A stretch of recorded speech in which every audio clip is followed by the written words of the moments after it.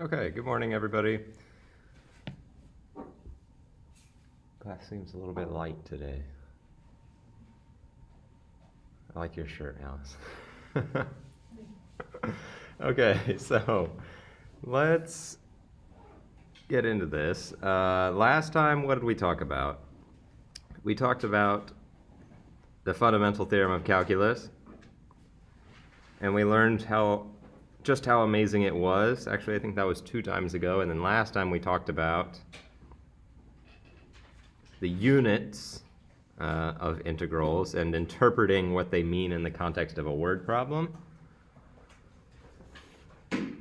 Today, we're going to talk more about the fundamental theorem of calculus and some different sorts of problems that we might see cropping up in relation to that.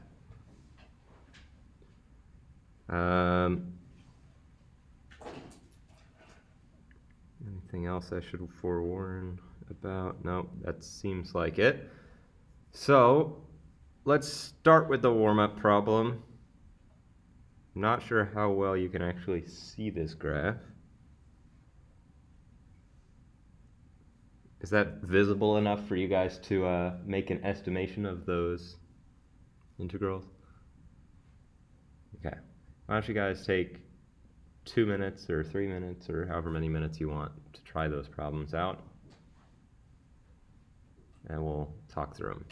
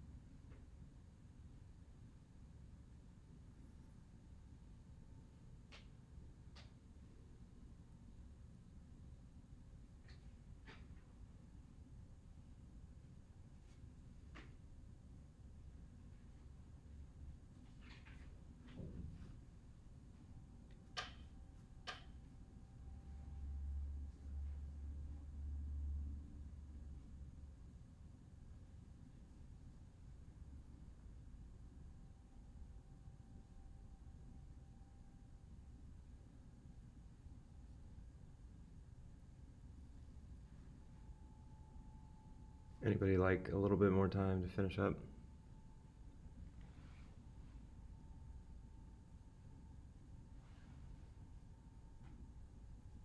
Jordan, you need more time? You good? Okay. Cool. So we want to estimate these integrals. I know that the integral is just the area under the curve, right? So what do you guys think about if we just take all the areas of all of these squares all underneath this curve here? If we just take this area here and we just add up all those areas. Does that sound like a good plan? No, what's the caveat here? What am I failing to see? Yeah, Wyatt? Yeah, our graph of our function goes across the x-axis. The way we compute integrals is by considering the area which is trapped between the curve and the x-axis. So I shouldn't quite do this. How could I modify it to look a little bit better? Yeah. Yeah, we should use this area here. And what should I do? Should I just take this area and and add it to this one?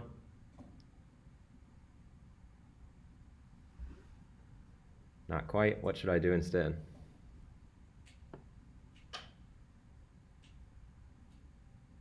In terms of the green and red areas, what should I do with those?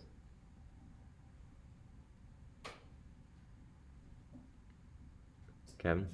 You subtract the red. Yeah, we're going to take the green area and we're going to subtract the red area. That's how we're going to get this. Okay, but the first one just asks us to find out what is the integral from 0 to 4. So we're going to cut ourselves off at this red line at 4 here and just consider that area there. So there's no positive area. What are we going to get? We're just going to add up the area of these guys. It looks like 1, 1, 1, 1, 1, 1. This looks like, I don't know, 0.8, 0.8, 0.2, 0.2, 0.6, 0.6, 0.9, and 0.9, something like that. So let's see, we get 6 plus the 0.8s and the 0.2s add up to 2, and then I need plus 1.2 for the 0.6s, and then plus 1.8 for the other ones, so we get 8 plus 1.2 and 1.8 make 3 equals something like 11.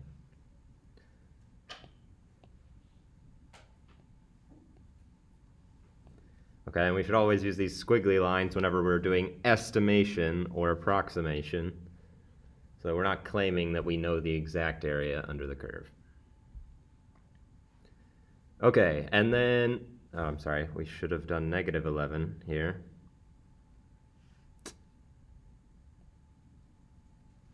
Should have done negative 11. And then for the second one, we're just going to count up the green area and we're going to add that to our previous area. So this green area looks like, I don't know, 0.9, 0.6, 0.4, 0.2, and 0.1. So we add all that up, we get 1 plus 2.2, I think. So we get 2.2, and we subtract 11. Let's see, 2 minus 11 would be negative 9, so this should be negative 8.8, I think. Pretty sure. Okay, so that's how we do one of those problems. It's just take a look at those boxes, you know, the numbers which I assigned to the boxes in terms of 0.9, 0.6, 0.4, whatever. You may have had slightly different numbers, that's fine. We're just trying to estimate here. But your number should be something less than 1, presumably, because we can see that this box right here We don't actually take up all of that box, so we should not prescribe that box area 1. We should prescribe it something less than 1. I picked 0.9 because it looks like it's taking up most of the square. Any questions about the warm-up? Fairly standard procedure. Cool. Okay, so what I'm about to do is restate the fundamental theorem of calculus in a slightly different way. I like the way that I stated it last time, but I'm gonna do it this way because this is the way they put it in the book. For this particular chapter, for some reason they write it in a different way, so I guess it's just to expose you to a different kind of way of formulating it. And it goes as follows. If capital F of x is a function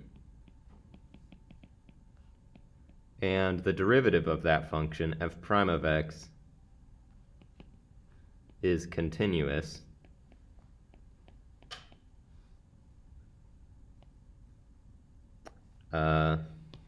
on the interval a comma b, then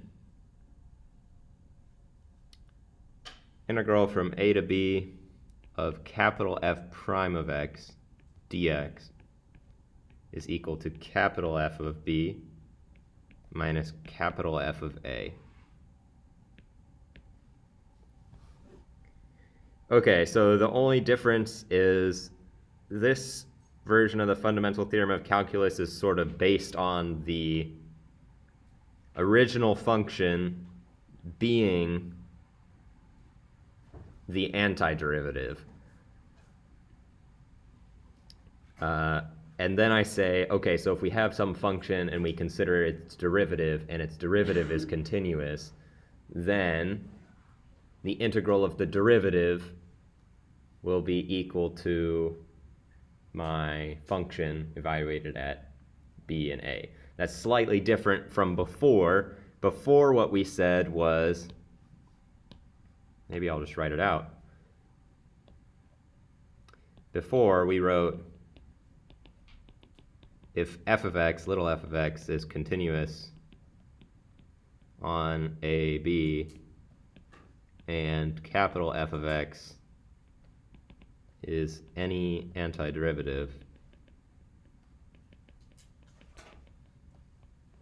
of little f of x, then the integral from a to b of f of x dx was equal to capital F of b minus capital F of a. So this was a little bit different in the terms of it focused on the original function being the derivative, and then we consider this expression down here to really be defining sort of what this means for our function little f of x, whereas this top version is more like considering the antiderivative first as our original function, and then we consider the integral of the derivative of that function as saying something about the function itself. So that's a little bit of the different perspective for this different version of the fundamental theorem, but it all really means the same thing. So I'm going to get rid of this bottom part here, because that's not what we're talking about today. So it's just slightly different wording. Okay, so we can think about this right-hand side as being the, quote, total change in f over the interval a comma b. So let me draw you a picture of capital F. Okay, I want it to be really clear that what I'm drawing here is is capital F of x. Okay, I'm going to draw a capital F of x.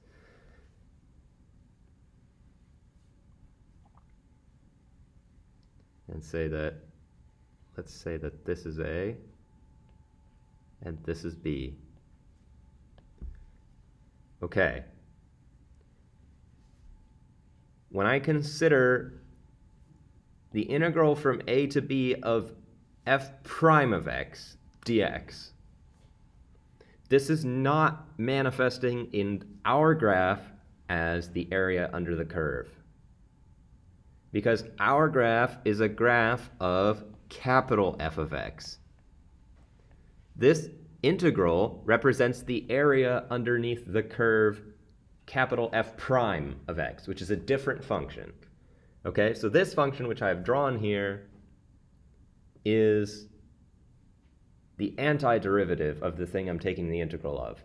So when I consider what this expression means, being this equality here, when I consider what this equality means in terms of this graph here, I'm not talking about area under the curve, but rather I'm going to consider it from what's going on the right-hand side, this capital F of B minus capital F of A. Okay, so if we just consider what those mean, well, right here is the point B comma capital F of B. And right here is the point A comma, why don't I put it beneath? A comma capital F of A. And what this, quote, total change in f over the interval a comma b is saying is that if we consider the integral of the derivative, that will tell us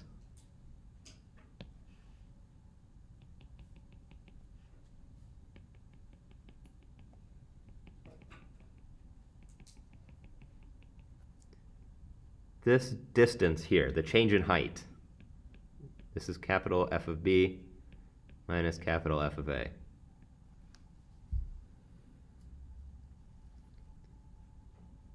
Okay?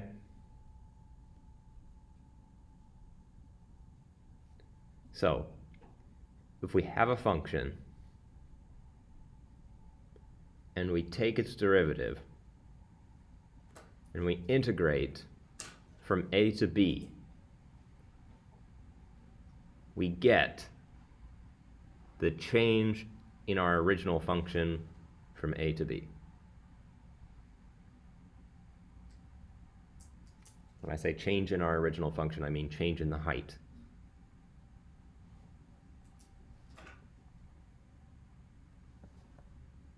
Okay, so it's a little bit backwards of a way of thinking, but the sorts of questions that might be asked could be,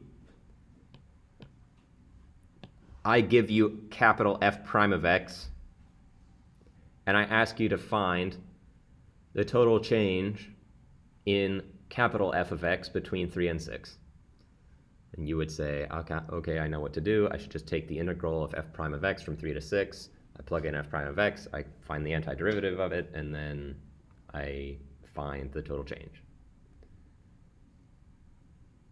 Okay? So that's the sort of way that I might package this. Let me clean this up a little bit.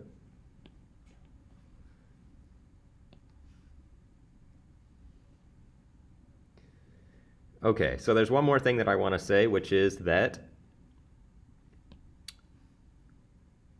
in this equation right here, this equation will be the basis of many, many problems for the rest of this class. A lot of the time, you will be given capital F prime of x and a and b, and you'll be asked to find out what this quantity is. The integral from a to b of f prime of x, what is that? You'll be asked to compute it numerically. Sometimes we'll ask for something else in this system. For example, I might tell you what capital F of B minus F of A is, and I might tell you what F prime of X is, and I might ask you to find out what's B. If A is 0, and we take the integral from 0 to b of some function and we get some number, find out what b is. We did one of those last time. Or I could do something else crazy. I could tell you what the left-hand side is and tell you what this thing is, f of a, and I could ask you to find out what's f of b, and you'd find that by just adding f of a over to the other side. Okay? That's like a, what you call an endpoint problem. Okay, trying to find out. That's basically if I was asking you if you know what the difference in change is and you know what the original point is, then how high is this point, right? Kind of makes sense from a graphical standpoint. Okay, so that's kind of where we're going with this stuff. So let's do a practice problem.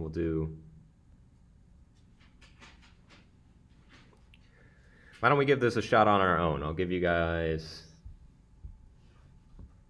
2 to 3 minutes. If you need more time, you can always have more time. I'll leave the fundamental theorem up on the page so that you can use it if you want. And I'll clean it up a little bit.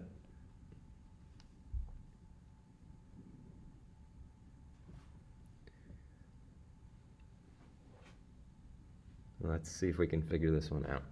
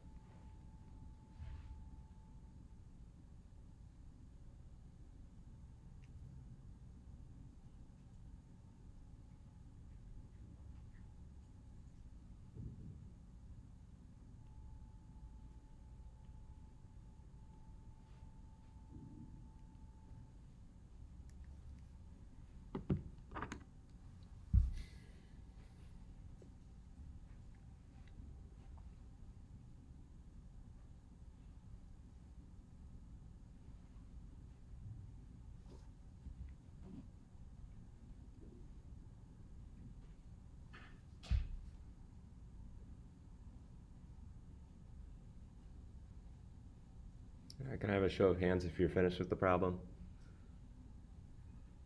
Some people still working. You can keep working.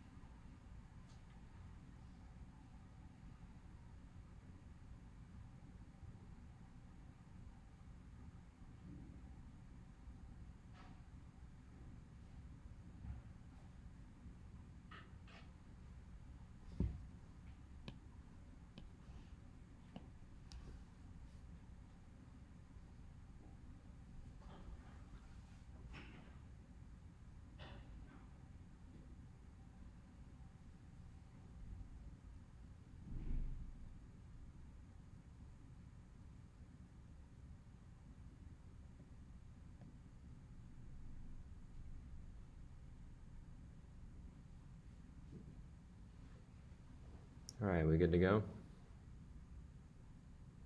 Would anybody like more time to finish up?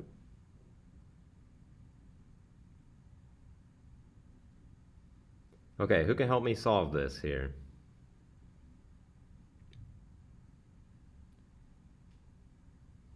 who can help me write down an equation, first and foremost, that's going to relate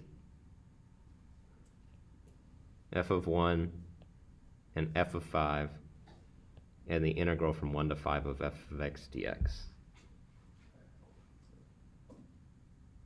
Yeah, Emily? Would it just be a equals f of 5 minus 2? Yeah. So we're going to set it up. You're exactly right.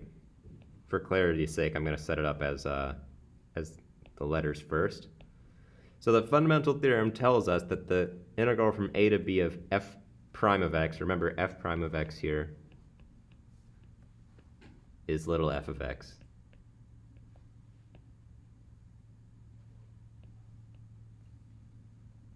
So this is going to be capital F of 5, 5 minus capital F of 1. Okay, so we just plug in. We plug in the things we know and we solve for the thing we don't know.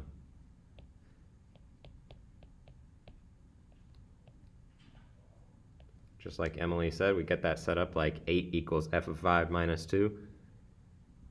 Now how do I get f of 5?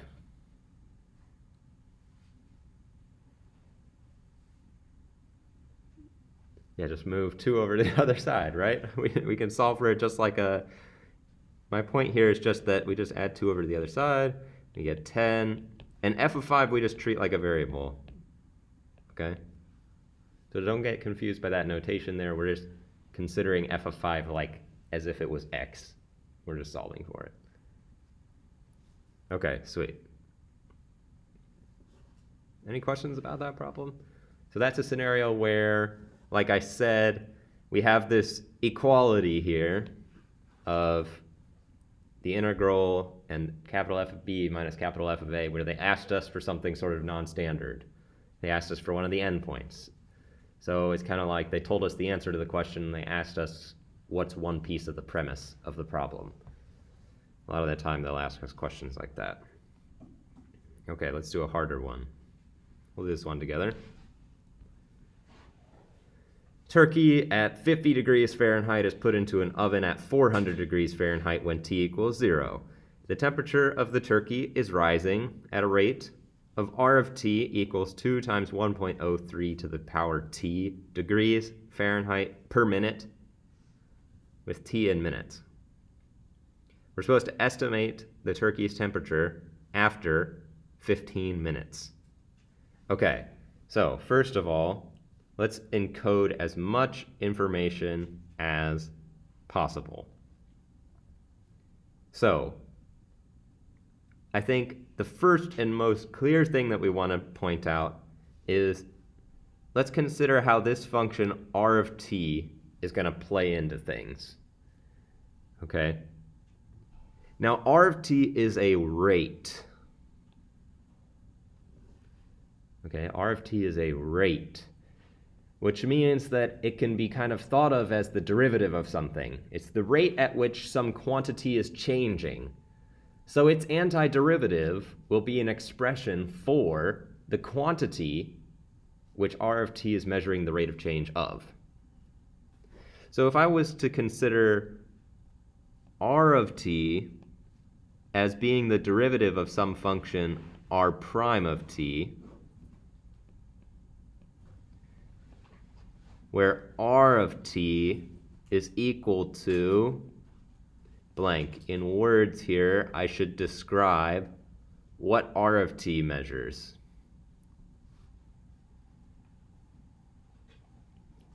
What do we think R of T is measuring here?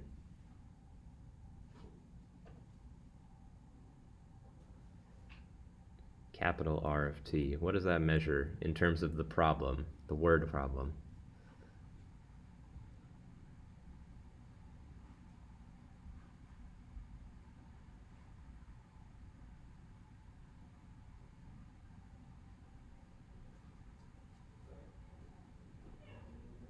Kevin?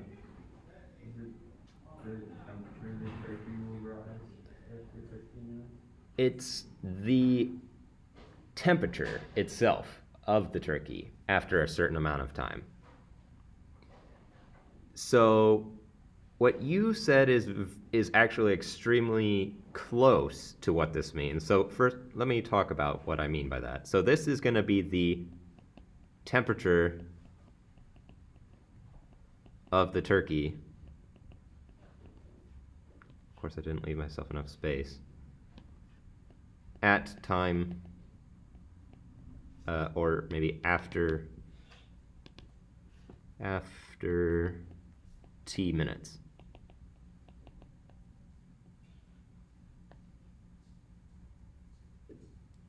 So, I'm going to scroll back up to our fundamental theorem here really quickly. So, if we take two values of our capital F here, our antiderivative function, and we subtract them, that is going to give us the total change in the turkey's temperature from some time A to some time B. If we just consider the function itself, capital F of t, or in our case, capital R of t, that's going to measure the quantity of like the actual temperature that we have at a given time. So that's kind of a subtle difference there. Okay. Now that I have that squared away, how can I interpret the following? A turkey at 50 degrees Fahrenheit is put into the oven when T is equal to 0. What is that telling me in terms of the problem?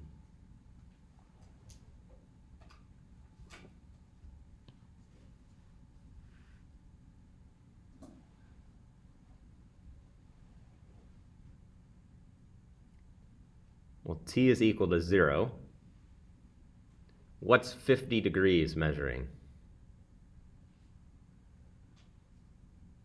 The temperature of a turkey at a given time.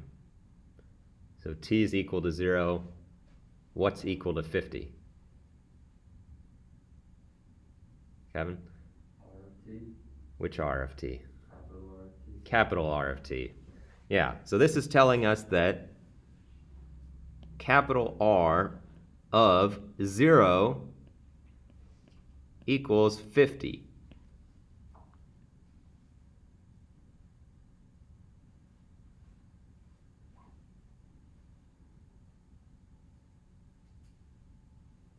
Okay. So the last piece of information is supposed to estimate the turkey's temperature after 15 minutes. How can I express the turkey's temperature after 15 minutes in terms of like our mathematical language?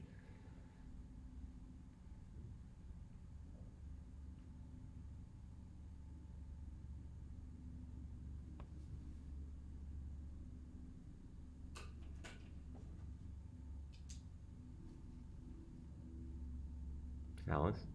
Capital R of 15. Yeah, this is going to be capital R of 15. And we don't know what it is. That's what we want to find out.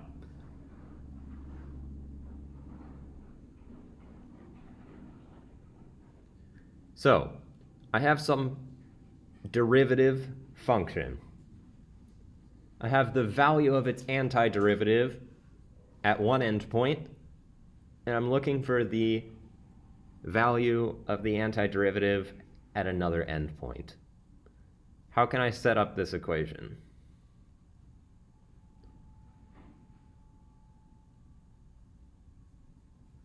I want to set up some equation which is going to involve an integral and the thing we want to know.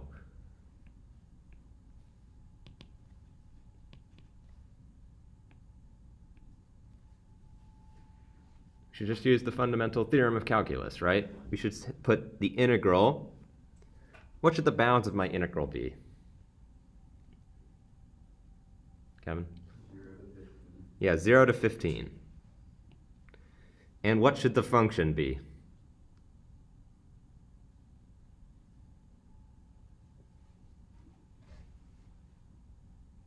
You want to keep going, Kevin? Is it little r of t? Yeah, it should be little r of t. Very good. So I'm going to plug in 2 times 1.03 to the power t dt. Okay, and now I put the equal sign, and on the right-hand side, what should we have?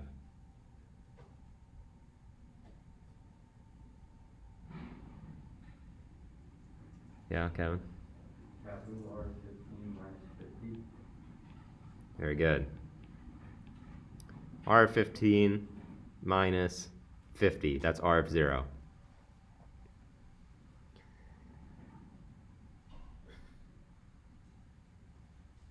Okay. So if we wanted to figure out what R of 15 is, we would just solve R of 15 is equal to 50 plus the integral from 0 to 15 of 2 times 1.03 to the power t dt.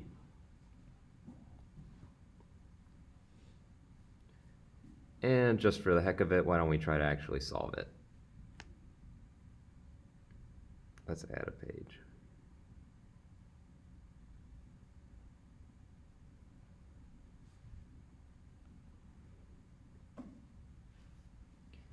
So I'll just cut this, and we'll actually go ahead and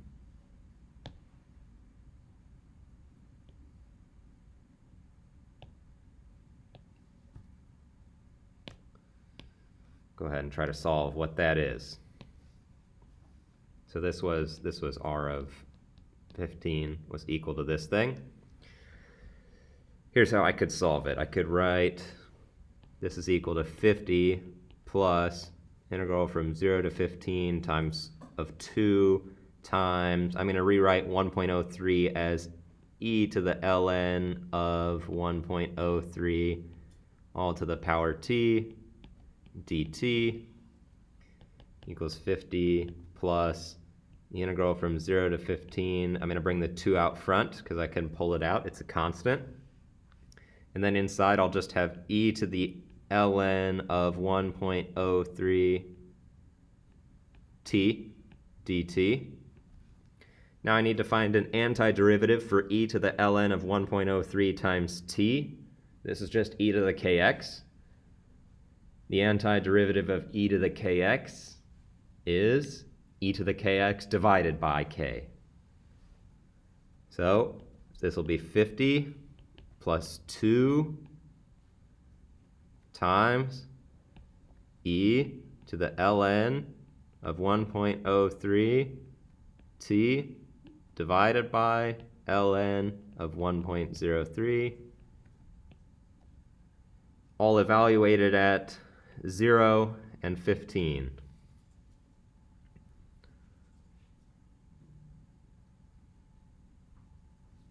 So I get 50 plus 2 times, I'm going to subtract 2 things here in these brackets. The first one is going to be 1.03 to the power 15 over ln of 1.03. And from that, I am going to subtract 1.03 to the power 0 over ln of 1.03.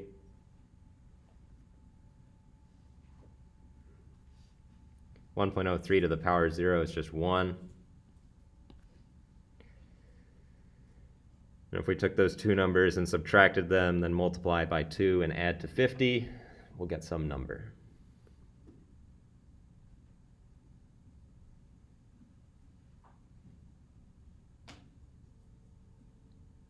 Questions?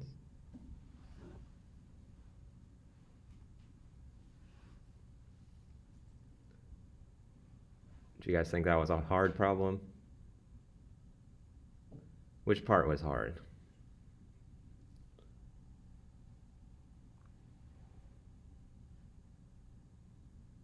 It's just an opinion.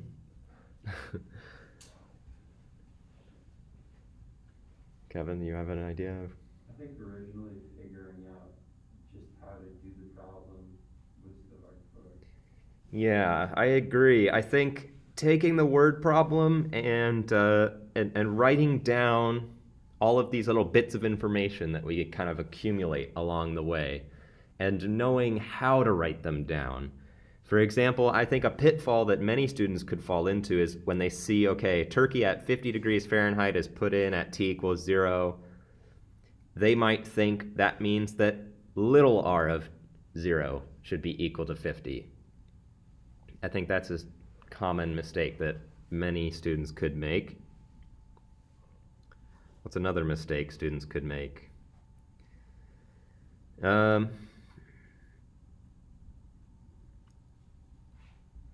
Estimate the turkey's temperature after 15 minutes. I think that another mistake that people could make would be to think that the turkey's temperature after 15 minutes is just going to be equal to the integral from 0 to 15 of little r of t. I think that's another mistake people might make. But what we should remember is that this thing circled in brown here doesn't represent the temperature of the turkey after 15 minutes. It represents the total change in the turkey's temperature between minutes 0 and minute 15. So if we want to find the temperature at the end, we should take the temperature at the start, which was 50, and add to that the total change in temperature. Right? If the turkey starts at 50 degrees and then the temperature raises by 200 degrees, then you can surmise that the new temperature of the turkey is 250 degrees, right? That's kind of the game that we're playing here. So it's all about rearranging this equation here.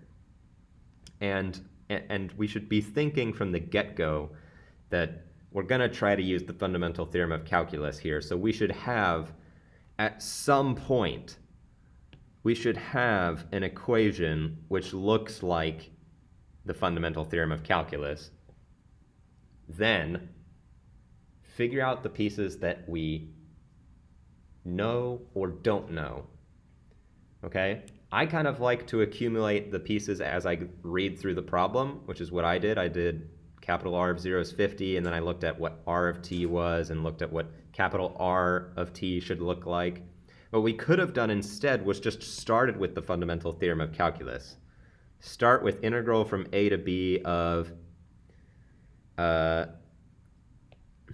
blank dx, or in our case dt, blank dt equals some, well, we should start with r of t dt equals capital R of t of b minus capital R of a. Then try to figure out each piece individually. Try to figure out when are we starting, when are we ending. Then you've got b and a, and you can fill those pieces in. Then try to figure out what's little r of t going to represent, and then figure out what's capital R of t. There's a little bit of work to be done in terms of interpreting what capital R should be in terms of a physical meaning. But that's something that we learned in another lecture. We learned that if R of t is a rate of change,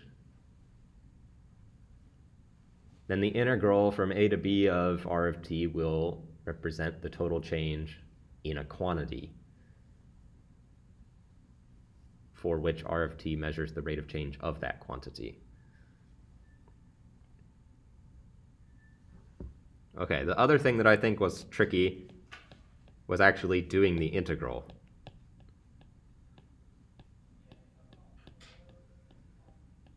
So computing this thing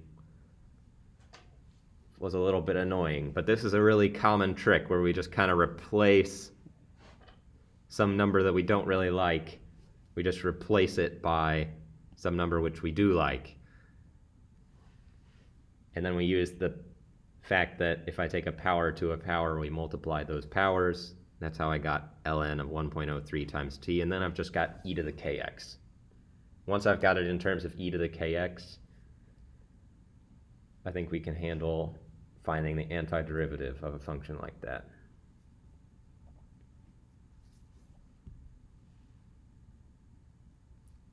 Any questions at all on that problem?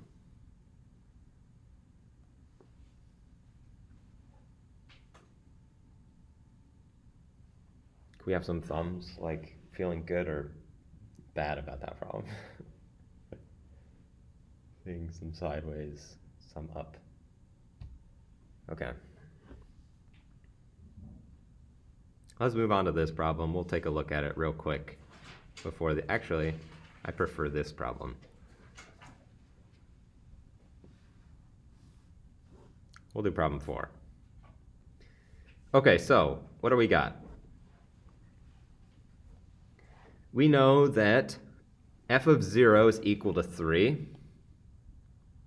And this graph here is the graph of f prime of x. And they ask us for some information about what is capital F of 2.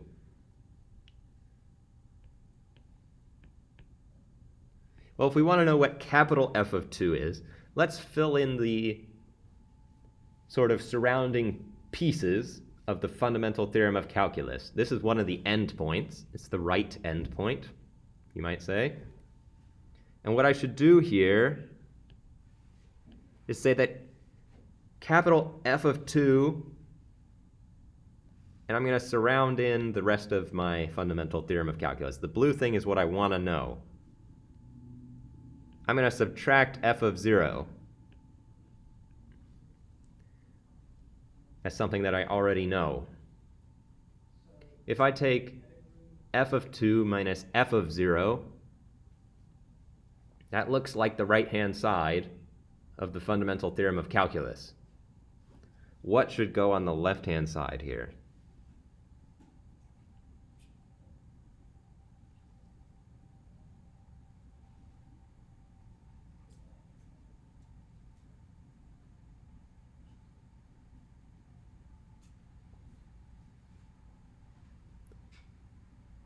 This is the fundamental theorem of calculus. We have the right-hand side.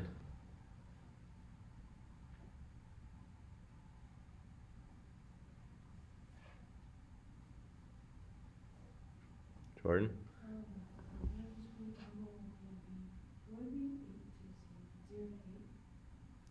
So we're not going to quite go from 0 to 8.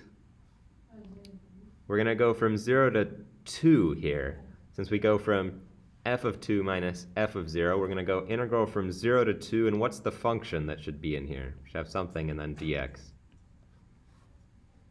F of x? Not quite. Not quite f of x. What else should go in there rather than f of x? Something else that we have some information about. Kevin? Is it f prime of x? It should be f prime of x.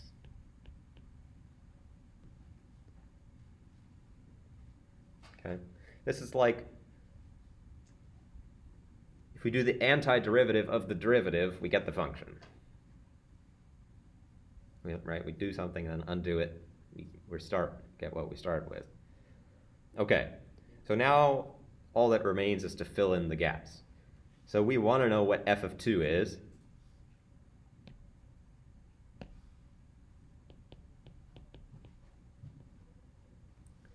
And we know what the other two things are. What's f of 0? Just 3. The left-hand side, integral from 0 to 2 of f prime of x. We know what that is. It's just going to be the area of this shaded region. And we can compute that pretty easily using 1/2 times base times height, because it's a triangle.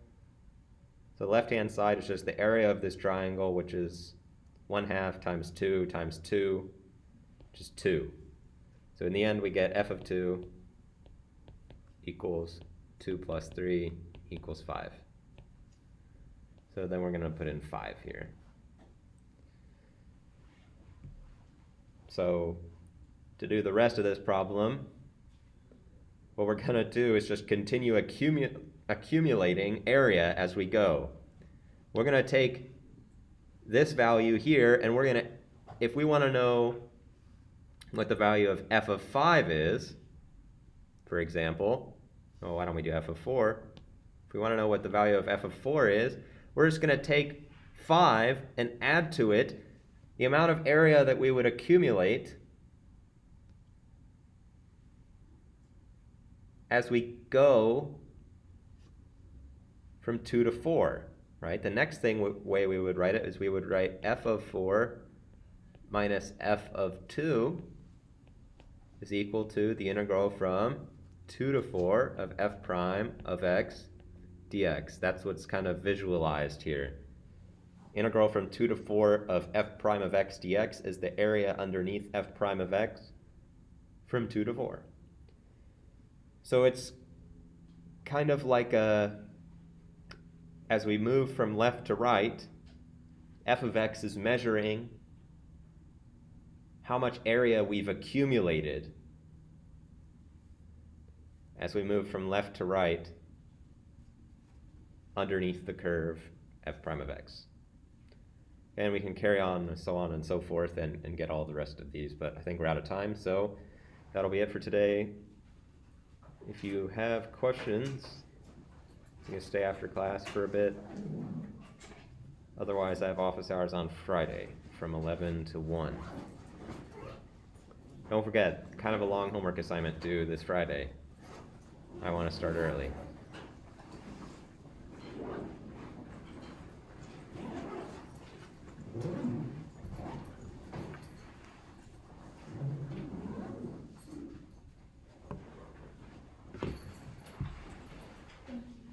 Yep, have a good one.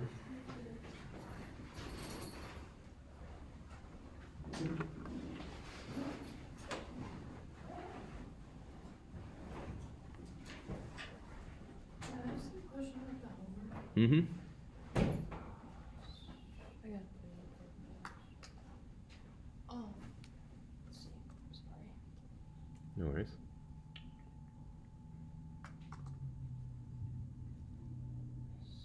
For some reason, Riley always doesn't click on. Yeah, it's kind of a painful website to use. Here it is. I was really struggling with it was finding this. Like normally I would just use the fundamental theorem with me. Mm-hmm. Like I was thinking of like the straight line instead of like using that. But I was kind of struggling if it's from 0 to 12. Like how would we go about doing that? Okay, so I think the key thing here is to realize what's being graphed, right? We have v on the vertical axis. Mm-hmm. So v is measuring the velocity of an object. Mm-hmm. So do you know what the relationship is between the velocity function and the distance function? Distance over time. Yes. More specifically, any calculus relationships you can think of? I can't, my mind's blank. Okay, so the distance function has the following property. T prime of t is equal to v of t. Oh, yeah. So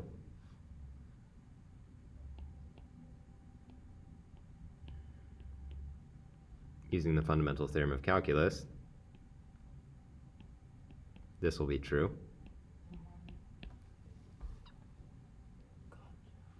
Okay. So this left-hand side here, the distance which we are at time b minus the distance which we are at time a is going to give us the change in distance between a and b, right? So if we integrate from a to b the function v of t, we'll get the change in distance between a and b. We're asked to find the change in distance for this function d of t between t equals 0 and t equals 12. So what we want to know is what is d of 12 minus d of 0. Okay. So what should that be equal to? Just in terms of this integral here. It'd be equal to vt. V of t. Oh, integral of 0 to 12. Of v of t dt. Sweet. So what does that represent in terms of this graph? Isn't that the area? Area under the curve, right? Mm-hmm. So if we can figure out the area underneath this velocity curve, that'll tell us the change in distance between 0 and 12. Yeah. To find d of 12, is that's what I was like struggling with. Like to find d of 12 minus d of 0. Right, that's what I'm saying, is that we can't really find d of 12 and d of 0 directly. Mm-hmm. But we can find out what is the difference between d of 12 and d of 0 by just doing this integral. So we're after the thing on the left-hand side. But the way we're going to find out what it is by checking what is the thing on the right-hand side. And if we know what the right-hand side is, then we know what the left-hand side is because they're equal. So what we need to do is figure out what is the area underneath this curve. And we can just do that by looking at these boxes like we did for the first problem today. Yeah, that's when I was doing the first problem, it took me so long because I was like actually doing, like I found the, I like did x squared plus 4 or like minus 4. And Yeah. I was doing the whole like. Yeah, the whole fundamental theorem, yeah. It's a little bit simpler than that. So what I think maybe you could use a little bit more practice with is really drilling down on the fact that the integral from a to b of some function represents the area under the curve from a to b. Okay, so for example, if this is our function v, the integral from 4 to 8 here would be the area of this box, this box, this box, this box, and this little sliver, and then this kind of bigger thing. So we would take the area of this box, it's 10 units high and 2 units wide, so that'd be 20. This one would be 20, this one would be 20, this one would be 20, and these two together look like they'd make a full box, so that's another 20. So we'd get 20, 40, 60, 80, 100. So we're just looking from 0 to 12, and we're just gonna count like all those boxes. Yeah, exactly. Oh my god, that's so simple. I overthink everything. So that's okay. So what we want to do is count up all the full boxes, and then for each of these little boxes that has a piece missing, just kind of estimate like what percentage of the box you think is taken up. So maybe this one looks like 0.8 of a full box.